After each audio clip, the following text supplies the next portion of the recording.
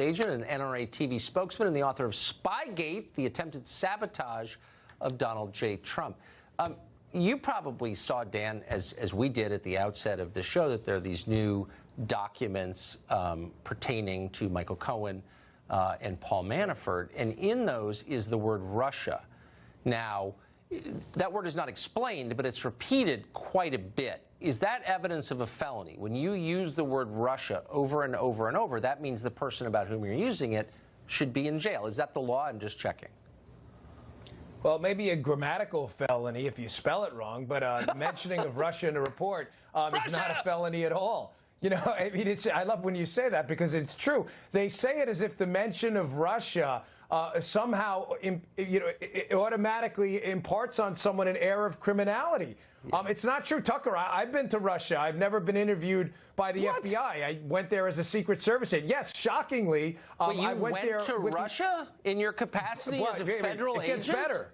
Oh, my gosh. Wait, Tucker, it gets better. This is where it really gets nasty. The government asked me to go over there as a Secret Service agent. How is that? How could the federal government ask me to commit such a crime as going to Russia? I mean, this is utterly absurd. Well, it's ridiculous. A conspiracy so vast, right? Of course. Yeah.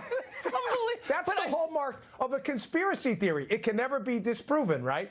So, exactly. Listen, there's some takeaways here, though. I think we can figure out right now and affirmatively say, looking at these paperwork, that Bob Mueller is not investigating collusion. Bob Mueller is investigating Donald Trump.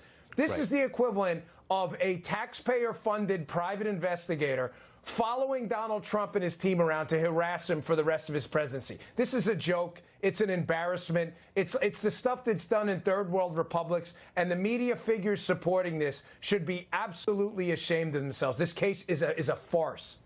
Well, it's setting precedents I don't think any of us are going to want to live with for the rest of our lives. Seriously dangerous precedents about how the government behaves that I think really are a threat to democracy. Dan Bongino, great to see you always, despite your grave admission that you were once in Russia.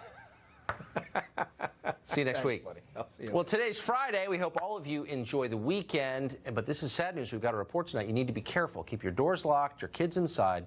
America's streets and voting booths are no longer safe because after fewer than 2 weeks in jail, Vladimir Putin's hand-picked Russian spy / democracy hacker, George Papadopoulos, is once again free, released, walking among us. Slide the dresser in front of the door and say a prayer. No one's safe while he's out.